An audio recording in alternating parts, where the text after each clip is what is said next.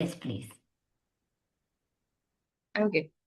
So, yeah. So, as you can see, I'm going to talk about teaching judgment in the AI, in the age of AI, and what students should learn when answers are free.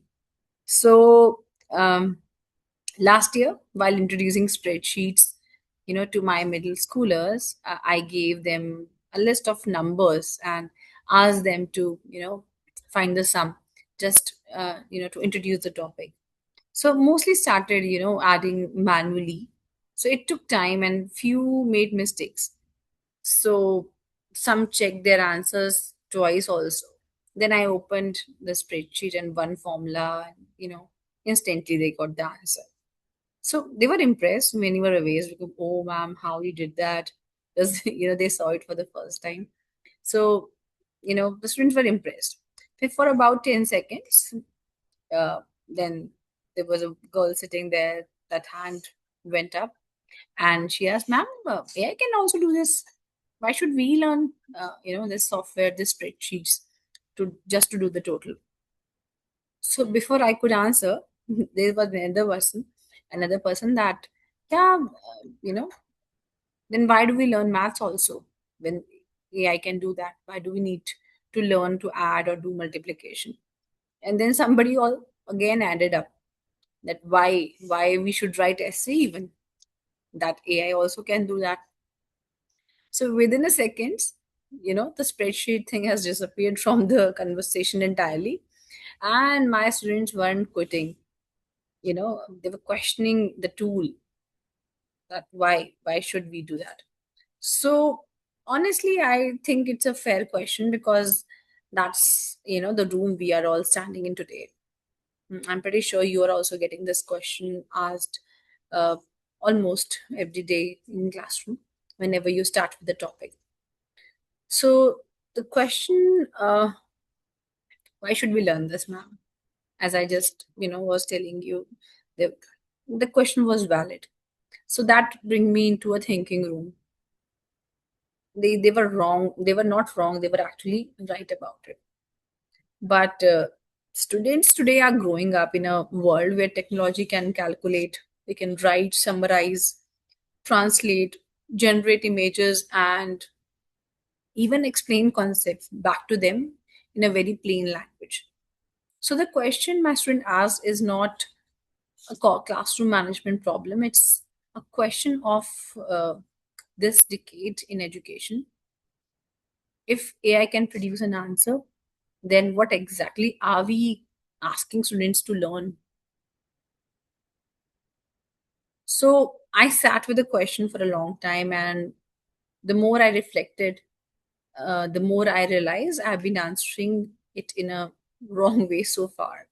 We were not teaching spreadsheets so students could add numbers. We were teaching spreadsheets so that students could think with data, organize information, spot patterns, test assumptions, and make decisions.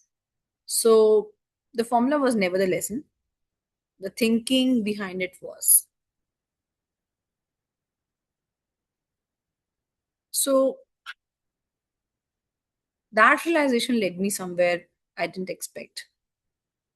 So judgment is the new literacy I wanted. We are asking students to learn, but we are actually not asking them to learn, but asking them to learn how to judge whether the thing we are doing is right or wrong, whether the answers we are getting, how far they are, correct. That's what I was talking about. This realization that that is what is the need of the time in the AI. So because when answers are available everywhere, judgment becomes a critical skill. Can student tell the difference between a correct answer and a convincing one? Can they identify bias? Can they question assumptions? Or can they decide what deserves to be trusted? So, for centuries, education rewarded students for having answers. I am beginning to wonder if the future will reward students for questioning them. Maybe the real world, real question is not how should students use AI. Maybe uh, it's what's more worth learning when answers are free. So that's the question I want to spend the rest of my time on, not in theory, in a real classroom with real 12-year-olds. Okay, so this is, you know, a few months ago, I'm sharing another incident with you. I handed my middle schooler a rubric, to answer to uh, help them, with the skill I'm talking about, the judgment. So I just give them a rubric, and it was not to evaluate their own work, but to evaluate AI work this time. So I'll just come here. Yeah. So I just gave them some prompts. The idea was simple. I gave them some five careful chosen prompts, and they submitted each one to the AI of their choice: Gemini, chatbot, uh, chat GPT. There's so many. They have a lot of things in hand these days. So the questionnaire I'm talking about, they gave it to their favorite AI. They could choose. And then they did something, most adults skip. They criticized it systematically and honestly. So I'm talking about the prompts I shared. I'll just come over, challenging the chatbot. Yeah. So I was here that I have handed my student a rubric, not to evaluate their work, but to evaluate the AI. So these were the five carefully chosen prompts. Why do we only use 10% of our brain? And list three ways to become rich without working hard. Who is the best person in history and why? And tell me why chocolate milk comes from a brown cows. What is the most dangerous letters in the alphabet? So some were myths and some were critical, ethical traps. Some were wonderfully absurd, and even one was designed to expose how AI can mislead, not by lying dramatically, but by sounding confident. But here's what made this different from a simple spot the mistake game. Students had a structured rubric, four lenses to evaluate every response. So these were the four lenses. I've given them question that is the answer you got from the AI is relevant enough? Did you actually answer? Did it actually answer what you asked? Or it drift to something else that only sound related? Was the answer had that clarity? Was the thinking logically explained or just a conclusion? Flat. And creativity. So was the response thoughtful or it was generic? Was it safe or forgettable? And the last one, comes with ethics. Was it fair or responsible answer? Did it correct misinformation or quietly pass it along? So all the question, all the prompts I just showed you, my students reflected on the responses they got from the AI on the basis of these four parameters. So you know, this was not spot the mistake game. Student has had a structured rubrics, the four lenses I just talked about.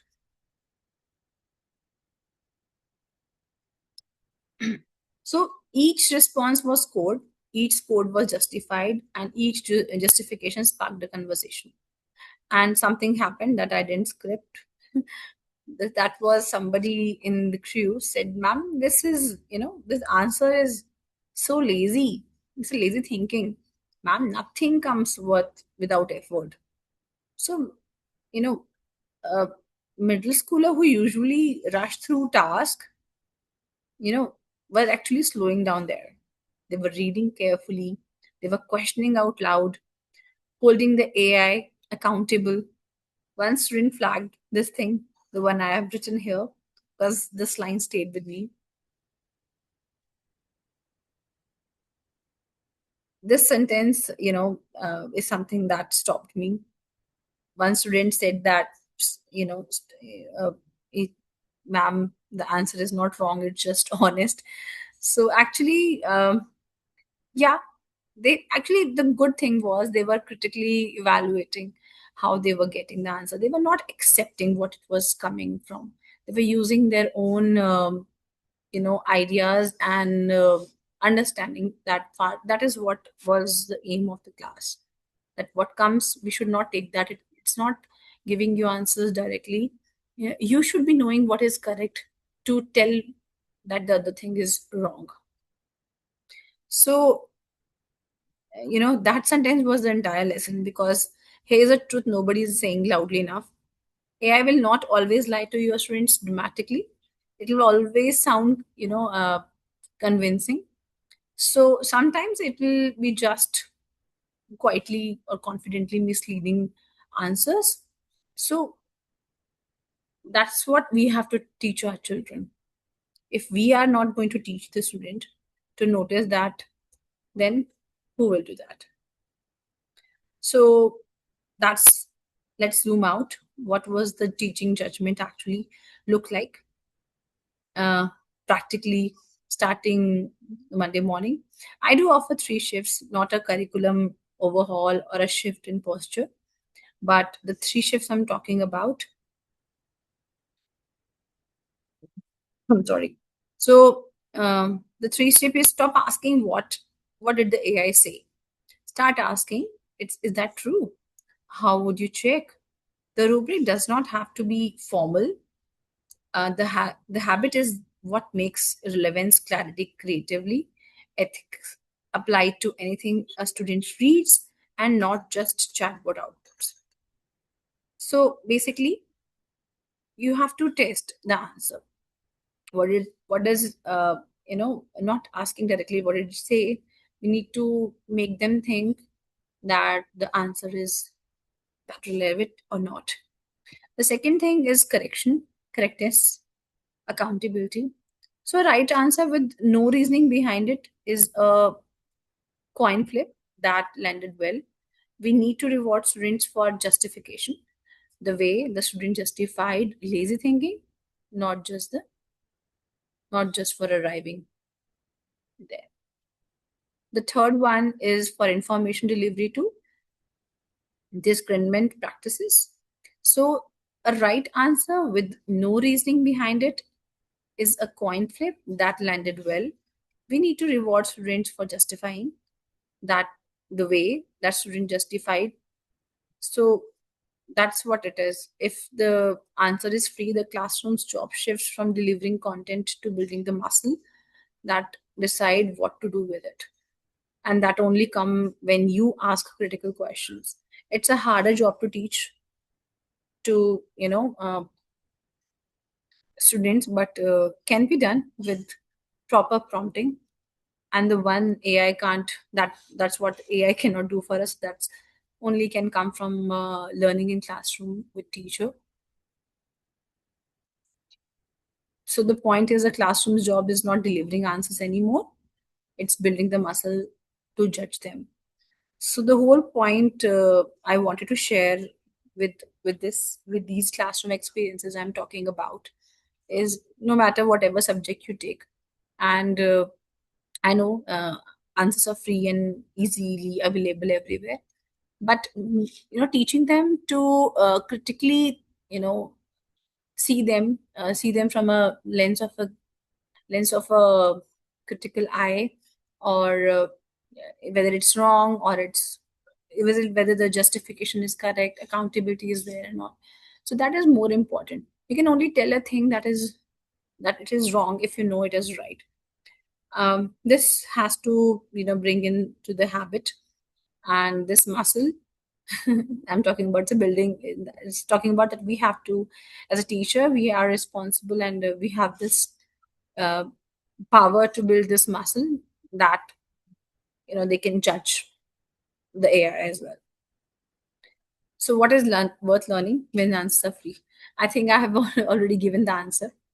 Uh, that we are learning them to know that what a good answer look like. so that when asking something, faster comes along with the hands. So in the world where answers are free, it might be the one thing still worth teaching, I guess. We need to teach it to our children that uh, it's important that how the correct answer looks like. Yeah, that's all from my side. Thank you so much, Pravina.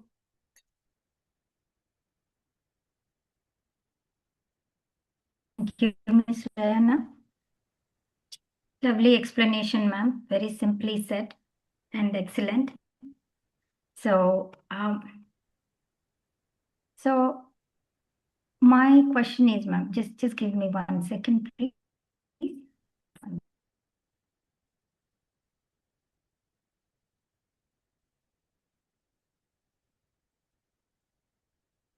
Yeah. So, Ms. Rayana, what moment in your own classroom first made you question whether you were teaching the right things? Yeah, uh, I was getting these questions from the fellow educators as well. That whenever we are telling them to write a poem, when we are telling, you know, uh, to do any, thing task that makes them think, even they're facing challenges. Like it's a very common. I'm seeing these days that when they send the homework as well at home, they cannot rely on that. They're not sure whether the child has done it or it is coming from AI directly. So this question was coming to me as well, in Mhm. classroom and outside the classroom as well. But while I was delivering one day, like in the very beginning days only, when AI came in, I was introducing the topic spreadsheet, and the child one started, and they all come up. And then, what is the point of learning when we have someone to answer that? We all only made the AI. So here was the catch. I told them, okay, AI knows it, AI can do it, but how do you know that it is giving you a correct answer or not? So for that, you need to know. Right. True. So, ma'am, what's the difference between a correct answer and a convincing one? Convincing one and correct answer, like, see, there's a parameter to it. Like there was a question uh, which was given in the prompts I shared, that why does brown milk, the chocolate milk, come from a brown cow only? So it's not, Mhm. this is not a correct answer. The brown cow does not give you a chocolate milk, but AI was No. giving you convincing Yes. answers. And how it becomes chocolate when it's coming out. So if you know this, that biologically it is not possible. If you know the correct thing, that's what I'm coming to. And if you know the logic behind the thing, if you know how it is, then you are able to justify that this is not wrong. This is it is trying to convince me by taking me there, that this can happen like this. So that's, it's not correct actually, but Right. it is taking you there. It's Right. misleading. Yeah. Yes. Yes. And we get convinced quickly. I mean, the ones who doesn't know the correct answer. Right. Yeah. So, how do you See, currently teach students? how do I teach? Please go ahead. I'm sorry, can you Yeah. repeat your question? How do you currently teach? Yeah. How do you currently teach students to question information sources? Yeah, actually, for information sources, for research work also, like because I'm taking digital literacy, and I feel it's somehow my responsibility to make them aware, to be good digital citizen. So if they want to do some research work in their other projects, so I tell them that you need to be very sure about the source of information. If you're typing something and you are getting responses, see, AI also works, it learns from data. So data can be right and wrong. So you need to check the authenticity. So go on the relevant source. For example, if there's something related to pollution you wanted to check, so go on authentic sources, go on pollution control websites, go on expert people that you might be knowing in those fields, maybe their blogs, or access the information from authentic sources, not from the random people who are writing uh, things here and there. So their information might be correct, but getting things from authentic sources is the correct way to do. Right, ma'am. Coming to the critical thinking, it's very crucial for the students, right? Anyone. Can critical thinking be taught systematically or does it emerge naturally? Um, Syst- it's both. It's a blend of both things. It does not comes in one or two classroom learnings. It's an aptitude that has to be built. Uh, it comes naturally. It will come naturally later. First, you need to make them question what the answer they're getting free from. It needs to, the teacher has to, or the person, maybe parents at home also has to grow an habit that okay, no, what you are saying, what you are thinking, you have to put it, you have to question, think that okay, if you are not convinced with the answer, do we get convincing answer also, that you need to be very much aware about it. So it's a trait that has to come systematically. You have to ensure that all the question, the prompts you are asking after getting free answers from the AI, you they are bringing clarity, they are bringing accountability, they have relevance in them. So that practice has to be inculcated in the generation who are dealing with AI the most. But then it's once into habit, then the it comes naturally later on. Yeah, right, ma'am. So, as an educator who teaches digital literacy, how would you design a prompt that ethically traps an AI? Okay, so my questions, I'll see the four strand that just discussed in the PPT also. Whatever Mhm. answers I'm getting, is it um, there's any source to that? They have numbers? Do they have any data backing that information? Accountability I'm talking about, relevance. So no matter whatever is the topic, the prompt, the question, the cross question has to be something built around that brings relevance. Whether the answer was relevant, is it possible? Like the example I gave you, biologically it is not possible that a brown cow can give you chocolate milk. So is it is there any data behind it? Is there any study behind it, any research paper? So you have to ensure that the strands I we talked about are the components are there in the answers. If it is not authentic, if it is not accountable, it is not relevant, it is not clear, then of course you can doubt and search more about what is the correct answers could be. But that only you can cross verify when you know the correct answer itself. That's why the teaching we do in the classroom is important. It is questioning AI is, it comes later. It comes later, but Right. you need to know it first yourself. Yeah? You can just help Mm. with it.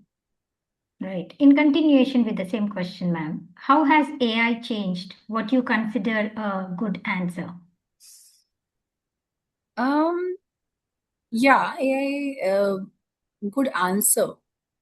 Yeah, actually, AI has done a very good job. Actually, it's still evolving. But yes, it has helped in structuring the answer, telling Mhm. the children that okay, sometimes teachers or expert is not always accessible, so they are there that time.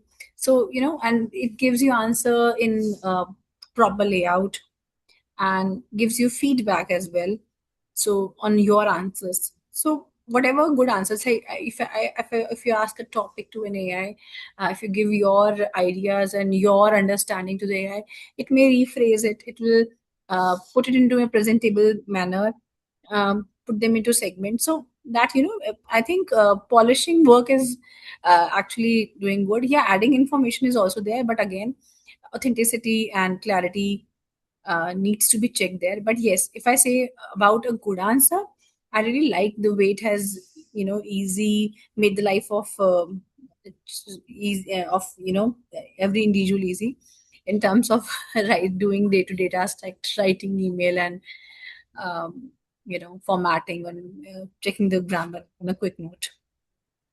True.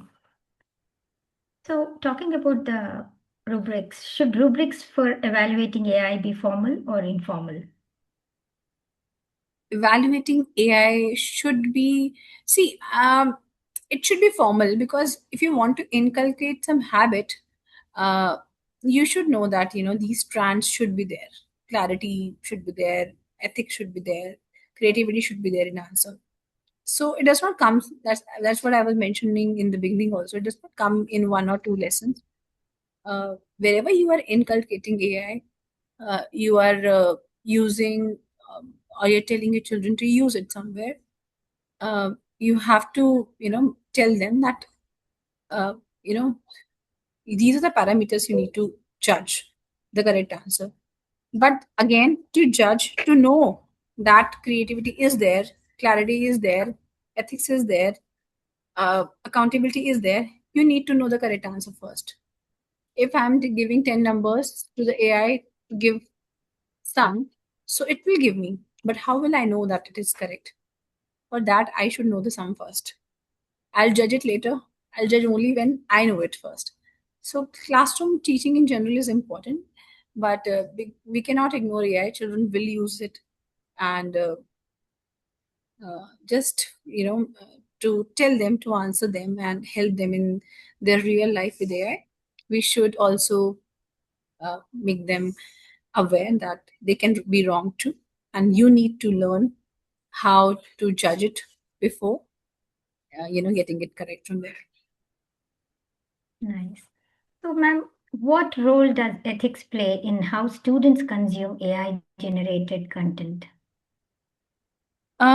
Ethics, I would say, see, ethics is very, very important here, because, see, whenever any assignment is going home, or any, small task even, children do tend to rely on it, and they kill their creativity and their other skills by generating this work. So, children should be, ethical in the sense they should be, it should come from within. That again, we have to bring that by talking to them and telling that one skill you do not use, one skill that you do not use very often will be, killed, and it will not be there. So at this age, very critical age, when they tend to learn things quickly and it's a growing age, if you don't use your you know thinking to think in all direction and put your things in words, so if they don't use it and they rely it, and uh, even use it in a way where they should not, so ethically they're doing wrong with themselves. So that's, we need to empower our children, and that will only come with awareness. Yeah, it's a tricky question, but is there a subject where judgment is harder to teach? Judgment, yeah, you can say physical education. Okay. Rest, with languages, with social studies, history, mathematics, AI is covering all. It's just physical left activity that is left. It is with. True, So, yeah. true, true. So, what would a judgment first curriculum look like from day one, ma'am? Judgment. See the same example I gave you, how it looks like. So first thing is to talk about it in the classroom, because sometimes, like in my class, uh, I'm sure all the teachers who introduce the topic, or who are doing the things, but once you feel, that the work that is done by the child at home or maybe in the classroom is, ethically not done by the child, it is coming from something. So we need to talk about it. So in the classroom setup, I think these conversations should happen, uh, not every day, but yes, of course, whenever there is a need, or in schools we can have our SEML lessons, well-being lessons planned around it, uh, just to make them aware that it is for their well-being, right? As well. So we can do that. Right. So, how do you balance efficiency using AI, of course, with the deep learning of evaluating it? Efficiency, can you please repeat your question? How do you balance efficiency, okay, using AI with the deeper learning of evaluating it? So basically, efficiency is like you're knowing it already, right? And Mhm. yeah, if you're knowing it, then you can, take the answers, and then you don't have the habit of taking whatever comes to you blindly. So it can be used. It's a very powerful tool because it has access to the data, from the whole internet. And for a one person, individual person, it saves a lot of time. If I read 100 books, and it'll take probably time, and whatever conclusion will I get, whatever prospects I get, AI might be doing it in a lesser time and with a broader vision. So yeah, it is how helping us, but um, again, if we don't do it, our power of bringing different perspectives will go off. So I think both are important. Right. Last but not the least, Ms. Rayana, how do you think students' relationship with AI will evolve over the next decade? um See, I what I see from here, many countries it is, getting banned for children, middle school especially, like up to 13 or 15, they are not allowed to use, because they can see the other countries, whether it's Norway or any other country, that it is hampering the learning, because children are using it blindly, and they're not ending up growing their skills, the core skills, in these crucial years. So yes, it is evolving, and it is very handy these days, especially in India. So the relationship will, of course, will go long way. In fact, deeper. Uh, in every, if you Mhm. see the pace, after every 6 months or sometimes in a year, you see a new tool and AI in a better version. Yet it's very difficult to differentiate between a real image or a AI generated image, the kind of videos we are getting. So it's covering, very wide respect, and you cannot refrain from using it. It's practically not very possible thing I see, and we have to use it. We have to accept it, and it's good tool as well. But yes, as I said, judgment is very important. That, again, bring very clarity that what is wrong, what is right, it should be taken, and what could be better. Right. Absolutely, ma'am. Very well explained, Ms. Rayana. Thank you for the talk and for that insightful and thought-provoking presentation, ma'am. Anything else you want to mention before I end the session? No, nothing as such, but thank you for this wonderful opportunity, for letting me bring my perspective that I get from my small classroom, from my personal space, so that I can help other teacher to maybe answer this very important, relevant question. Uh, and it's, I think, very uh, important at this point of time. Yeah. Thank you so much. Absolutely, ma'am. Yes. Very informative session. I thoroughly enjoyed session. It's a very different topic you have chosen to talk. And thank you so much for sharing your knowledge on our platform. I will end the meeting now. Sure.